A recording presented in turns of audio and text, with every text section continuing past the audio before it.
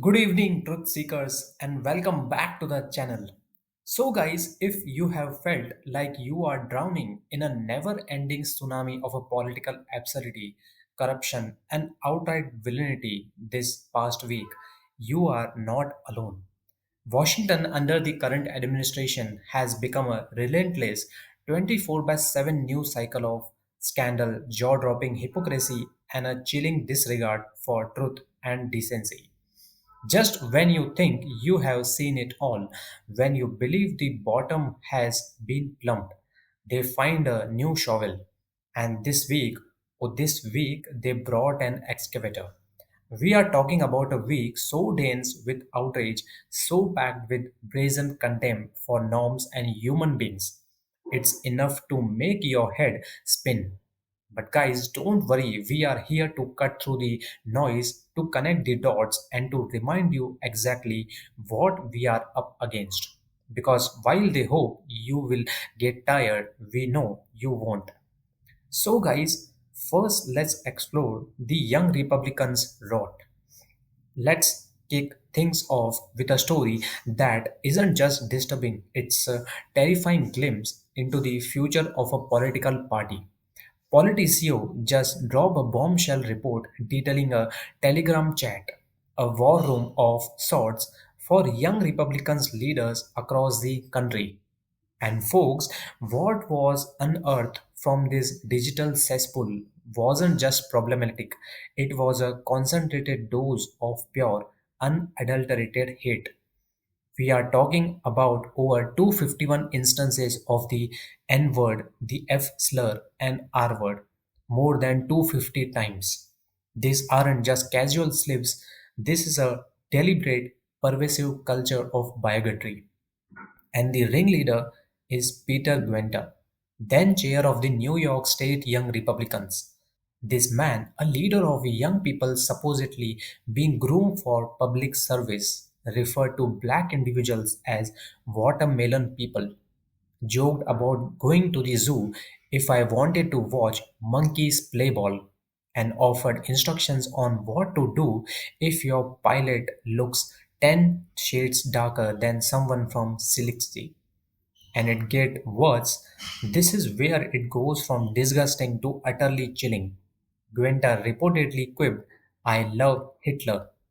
He then said those who opposed his bid for YRNF chair would be sent to the gas chamber, leading others in the chat to make more Holocaust jokes.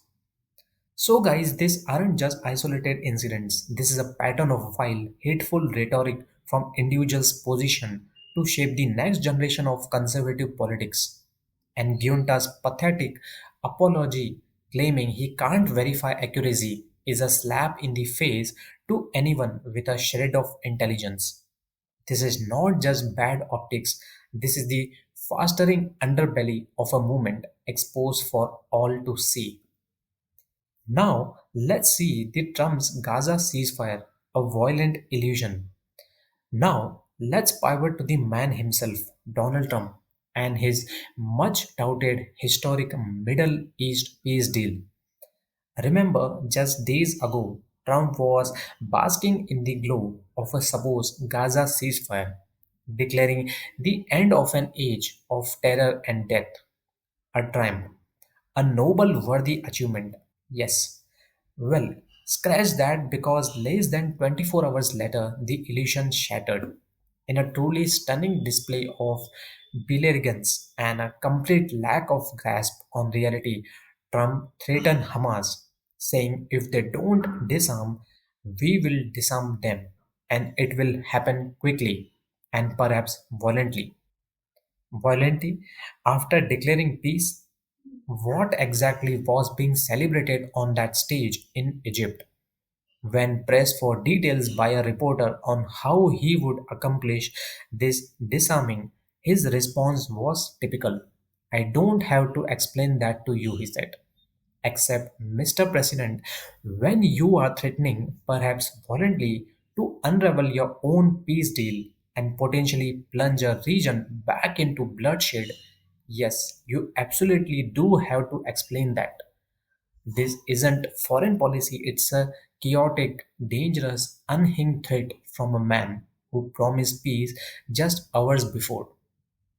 The chaos continues, and the human cost in Gaza, already astronomical at 65,000 dead, including medics and journalists, only promises to rise.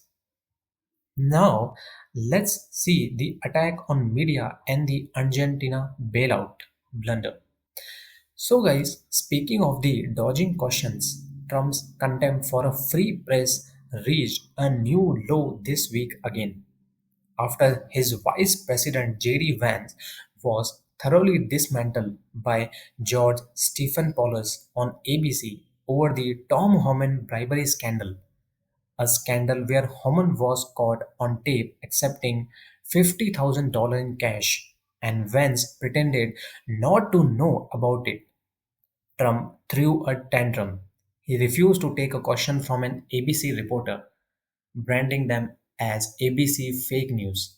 This isn't just deflecting, it's a deliberate attempt to censor and delegitimize journalism because it dares to hold his administration accountable.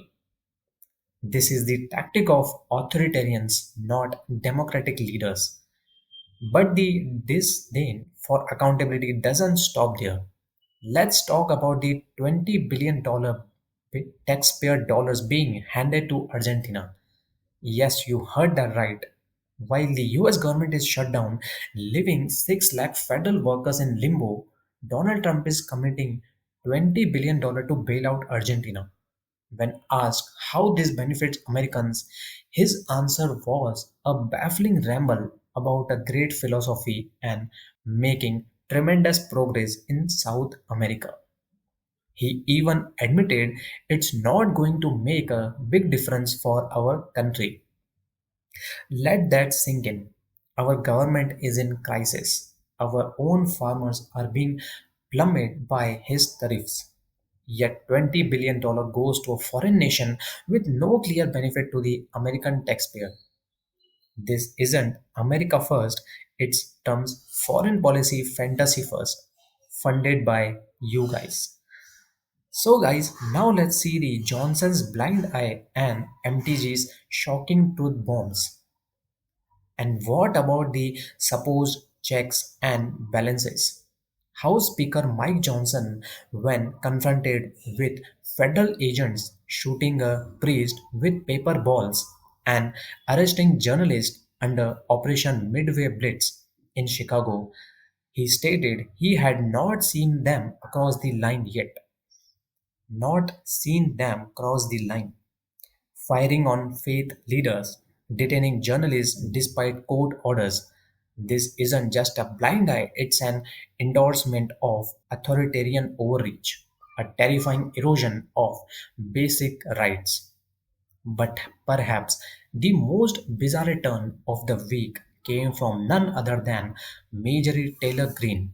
Yes, that Marjorie Taylor Greene, while still an undeniable part of the MAGA machine, she delivered some shockingly resonant, almost progressive truth bombs this week. She blasted weak Republican men for being afraid of strong Republican women. She decried the doubling of health insurance premiums, saying not a single Republican in leadership talked to us about this. And most startlingly, she spoke with empathy about the Palestinian people in Gaza, saying they are not Hamas, they are women and children. You can't unsee the images of kids blown apart and pulled from rubble. That's not fake or propaganda, it's real. A truly stunning moment of unexpected humanity, almost unheard of from her usual rhetoric that stands in stark contrast to the rest of the party's silence or outright aggression. So, guys, is it a sign of change or just another layer to the increasingly surreal, fragmented Republican Party? So, guys, let's back to our context. So there you have it. A week of young Republicans reveling in hate, a president threatening violence on his own peace deal, attacking the press, bailing out foreign nations while his own country is in crisis, and a House Speaker ignoring blatant abuses of power. But amidst this chaos, a voice from an unexpected corner, Marjorie Taylor Greene, dared to speak some uncomfortable truths. It's a lot to process, folks. It's designed to overwhelm you, to make you numb. But don't let it. Stay engaged, stay informed, and never stop demanding accountability. Because the truth, no matter how ugly, is always worth fighting for. We'll be here bringing you the facts, connecting the dots. Keep watching, keep sharing, and we will see you next time. Thank you.